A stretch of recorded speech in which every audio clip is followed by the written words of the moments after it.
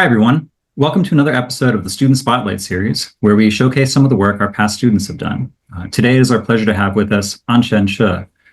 So can you please tell us a little bit about yourself, where you're from, what year of school you're in, and a little bit about the course you've taken with CCIR? Okay, so I'm from Shanghai Pinghe School, and I participated in the Rethink essay competition in 2024. Mm-hmm. So can you tell us a little bit about the competition? Like, what was the structure of it? What was the kind of work that you were doing? What kind of help were you receiving? Yeah, so I think we have a few months to write a 2,000-word essay on one of the 10 topics that we get to choose from. Mm-hmm. So what were the topics, and what kinds of topics were there, and which one did you choose? Um, I think like the topics are like crossovers between science and like more philosophy type of topics. And I chose Mm-hmm. one that's like under the category neuroengineering, and it's about transhumanism and immortality. Mm-hmm. So what was the question exactly? So the title is Will We Become Superhuman and Immortal? And do you want to? Mm-hmm. Very interesting. So how did you approach that? What was your answer, and kind of how did you sort of come to it? Yeah, so I think like this is a very broad topic, and there's many kinds of superhumanists. So like I read briefly about all of them, and then I found like some very interesting arguments about immortality. So I chose to focus on immortality. I would first like immortality itself. There's also like many kinds of immortality. Right. Like being like unable to die is kind of like more impossible, but like the ability to like extend life indefinitely is like the more probable type of immortality. So I like first like choose to find a definition of immortality that's like suitable for the discussion of this topic, and then Mm-hmm. I evaluated the works of previous philosophers and like try to make some interesting arguments on my own. Mm-hmm. So which philosophers did you primarily draw from? Yeah, I remember doing analysis on Bernard Williams and a few others. I couldn't exactly remember them. It's been a few months. And yeah, Viktor Frankl. Mm-hmm. Um, So what were I think their arguments, or what are some arguments from them? I guess you don't have to give like a exact attribution, but what are some arguments that sort of stood out to you? there's this like very ancient argument about a boon that's like unable to die, and Mm-hmm. it shows how immortality could be like a double-edged sword. Like if it's not like one can be immortal and very miserable, I think. And Mm-hmm. like what interests me is that it's a very ancient argument. So it shows how people long ago have already started to think about this kind of topic, although they do not have the technology to actually achieve any sort of medical advances regarding immortality. And I think like with the new biological research that we have now, we're closer and closer to um, anti-aging, and this issue just becomes more and more relevant. Mm-hmm. But what stance do you take on it? Do you think that that is a good thing? Yeah, I think like my overall stance is that immortality is still more desirable. I mean, I didn't try to take such like an extreme stance saying that it's somehow like totally different from being mortal, but like I think quantitatively, living longer is still like beneficial to the overall like accumulated well-being of an individual. And like Mm-hmm. for my arguments, I mainly like focused on how we can somehow predict our well-being over the like next short period of time, and Mm-hmm. we would only choose to continue to live on if we predict a positive accumulation of well-being, and this ability to predict will contribute to us like um, using our immortality to add overall well-being to our life. Mm-hmm. How are you defining well-being? Um, yeah, I think this is a very interesting question because different individuals will have different values and they will have different definitions of well-being. So I just like I don't think I give a strict definition of it in my essay, and I think I would just like I just use the concept and say that different individuals can define it in different ways, but like there are some shared properties of well-being regardless of its specific definition, such as it's like there's a sense of predictability, and I just use it for my argument.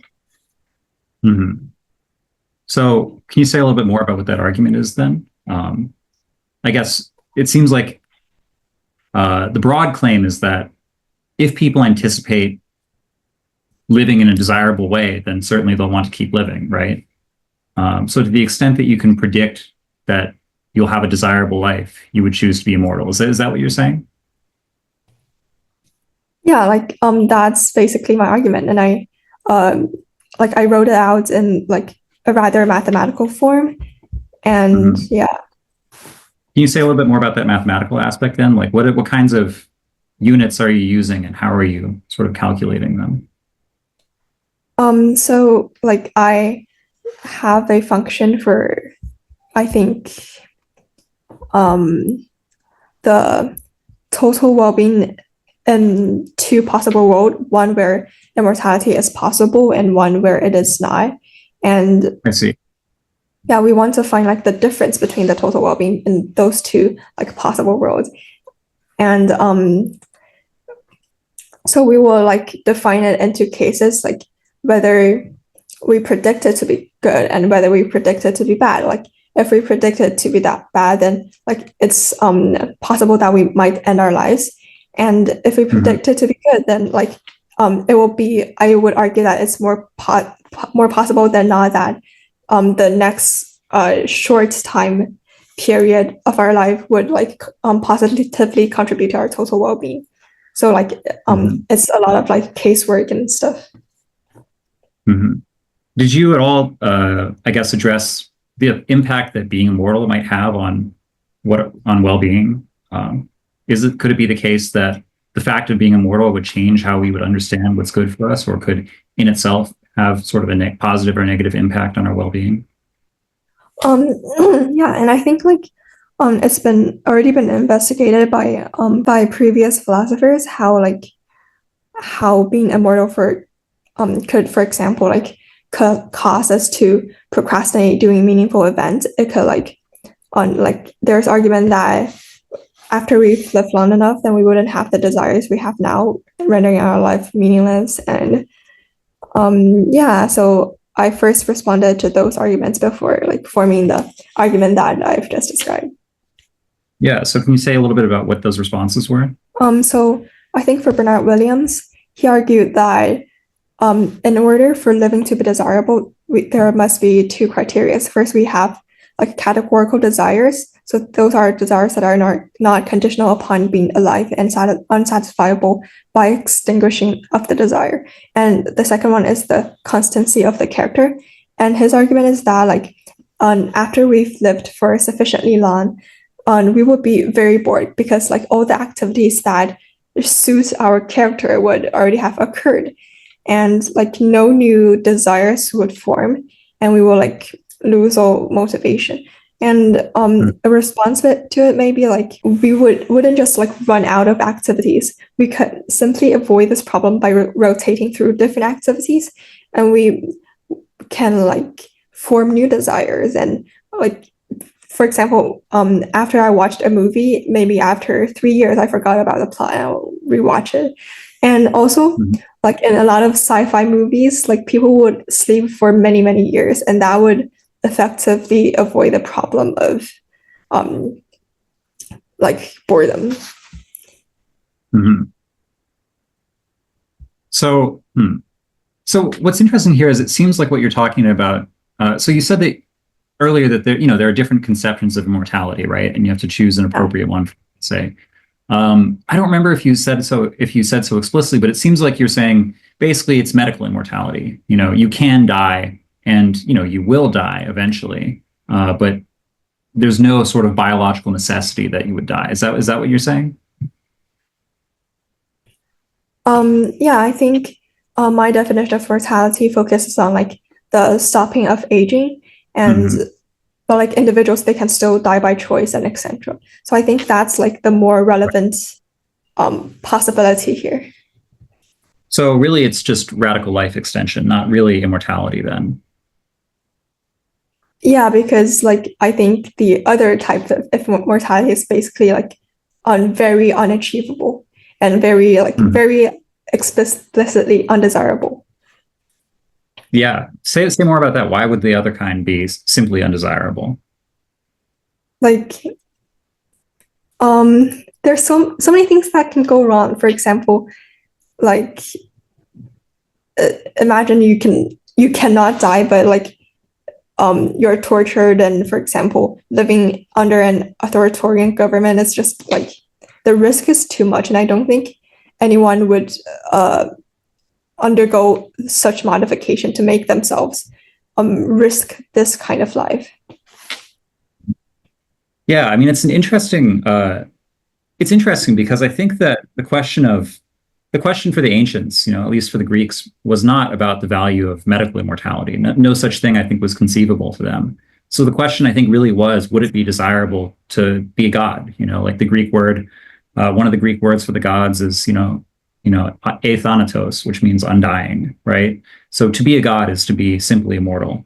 But hand in hand with this, I think, goes a kind of metaphysical view of the ancients, which I think the Greeks certainly held, and I think probably was near universal, which was that the world is also immortal, that the sort of worldly order of things is cyclical and unending, right? But now we have the view that the world is also mortal, right? The universe will die.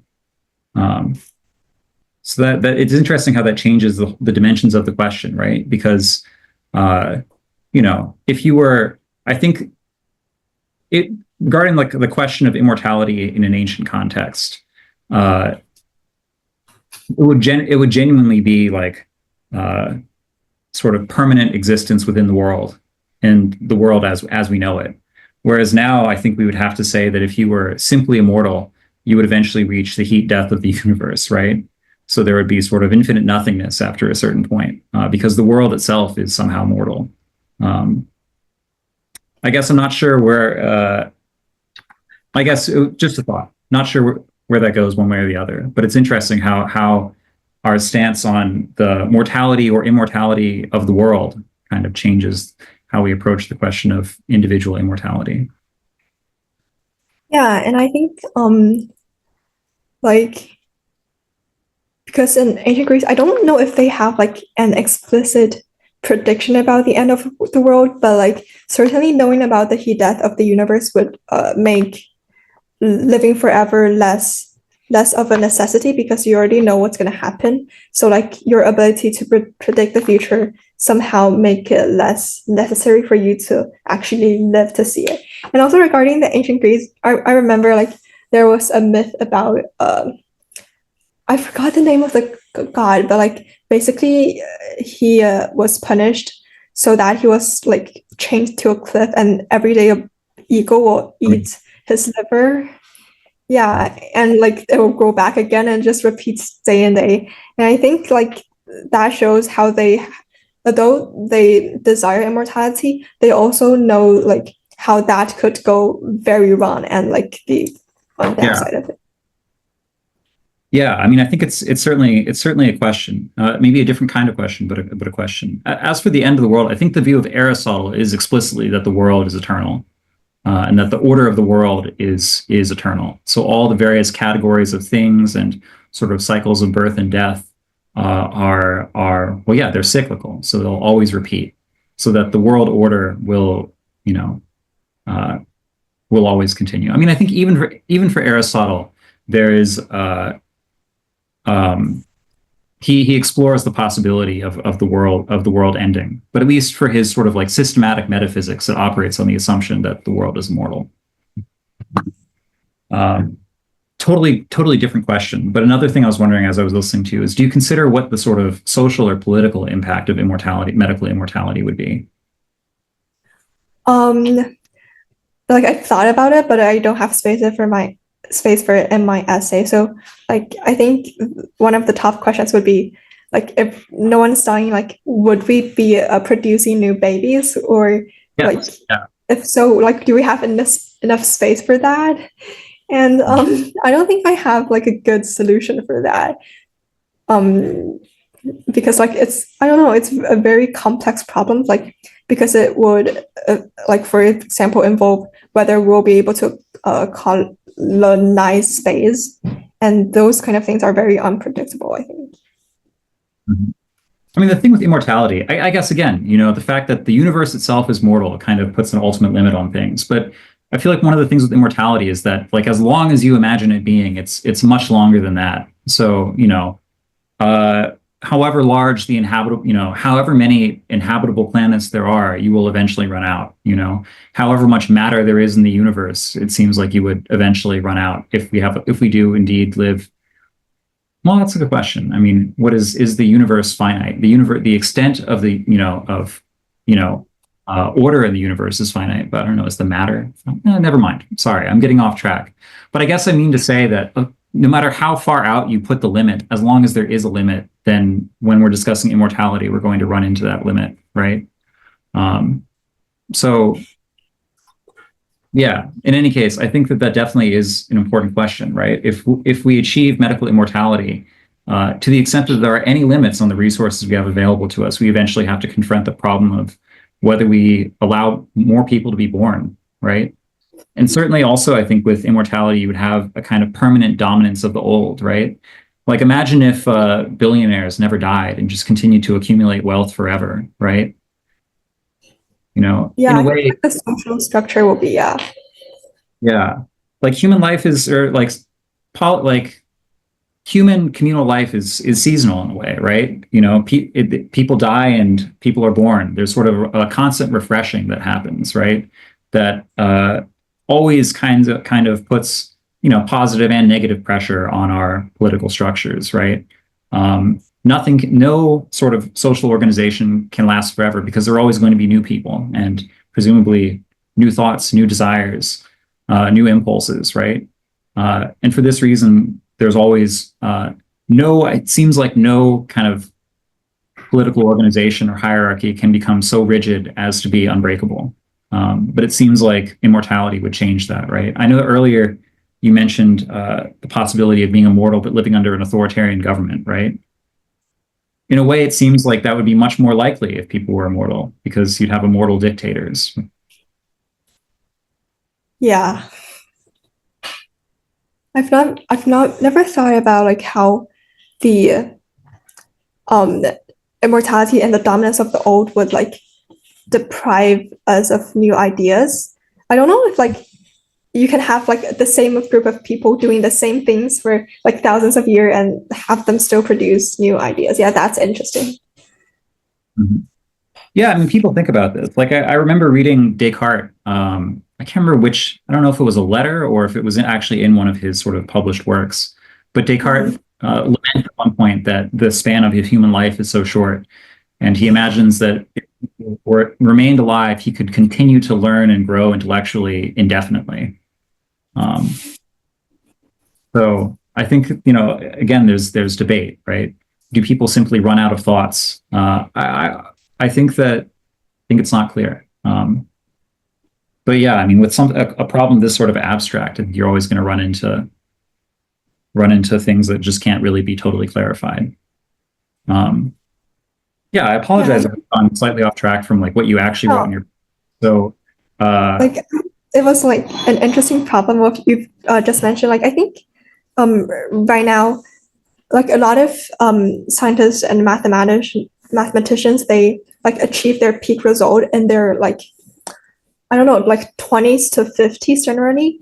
And I think like in a case of medical immortality, if we can like prevent aging, then like there would not be that like upper cap of like 50 years old. Maybe like their brain would just continue to develop. And maybe like if we can achieve medical immortality, we probably have like similar technologies to like expand the potential of human intelligence. And I think right. that, yeah. Right. Like I think that along with the medical immortality, I suppose we imagine there's also like, immortal youth, right? It's not that you would be just extremely old forever, right? It's that you would Yeah. be time of your life. Uh, so who knows? Maybe that peak wouldn't be there. I mean, I suppose we'd have to think about why that peak exists. Is it just that people get old and the various responsibilities of life and the decline of your faculties mean that after a certain age you just can't produce new work? Or is it that people just have a finite number of things to say, and once they've said them, that's it. It's interesting. I know a professor at Harvard who is 94, and he just retired from teaching last year, and he's still publishing books. So some people can push it very, very far. Anyway, though, I think we need to get back to maybe more specifically your paper and your experience with the process. So do you have any last words you want to say about just your conclusions in the paper or big takeaways that you had at the end? Yeah, my conclusion is basically that living like medical immortality is desirable. However, I also like pointed out that like there is somehow billionaires that are already like putting a lot of money into this type of thing, and it's questionable whether those resources are worth to be put into this pursuit. Yeah, that seems like a very, very even-handed conclusion. So what kind of support did you receive from CCIR during the process, if any? And I think there was a seminar of some kind that like tells you like what to do on each step of the process. And yeah, and like the prompt and the description itself is rather helpful. Like it mentions a lot of interesting work, and I like checked through all of them. What do you think the most challenging part of the process was for you? I think like narrowing down the topic, like finding the suitable definition for immortality, and I think like I have a lot of things to say in my paper, so putting them into like a coherent structure is kind of challenging. And what do you feel like? Is there anything that you wish that you knew going in, or that if you knew someone who's going to take part in a similar competition, what kind of advice would you give them? Start early. Like don't try to read too much before the deadline. Like start reading your materials early. Mm-hmm. Yeah, that's always good advice. It's a very hard advice to follow. Yeah, I feel like it's very hard advice to follow. It seems like to me, like the bigger the projects you have, maybe you still start as late as you possibly can, but it might be the case that like the latest you can possibly start is like a year or two before it's due, but you're still starting as late as you possibly can. Yeah. So yeah, any final thoughts about your experience? I realized I actually didn't ask. Where did you place in the competition? What was the result? I think I placed like gold. Mhm. And I don't have any other final thoughts. Okay, well, it was really interesting chatting with you about your essay. It's a very fascinating topic, and yeah, I hope that's something that you keep thinking about in the future. I mean, it might be the case that you have to keep thinking about it because it will become more and more of a possibility. So you've got a head start, I guess. Yeah, I think like death is like a taboo in modern society. Like we don't bring it up over dinner tables. I think this essay competition gives me a really good opportunity to discuss like death and immortality. Yeah, it's good to think about. It reminds me of Socrates saying that philosophy is the practice of dying. Really? He says, I believe in the Gorgias, I think, Oh, okay. philosophy, one of the other dialogues, but he says that philosophy is like the practice of dying and being dead. Uh, it would be a long conversation to sort of get into what he means by that. But certainly, I think that you can't live a serious life without thinking very seriously about death. So I think that's very important, and it's good that you're doing that. I'll definitely look up that quote. Yeah, you should. It's a difficult one. Anyway, it was really nice talking to you. I think that your paper sounds like it was extremely interesting, and moreover, I think that the sort of thinking that you've done around it is very interesting. So, yeah, well done, and I'm glad you had a good experience with writing the essay and participating in the competition. Yeah, thank you for a very interesting chat.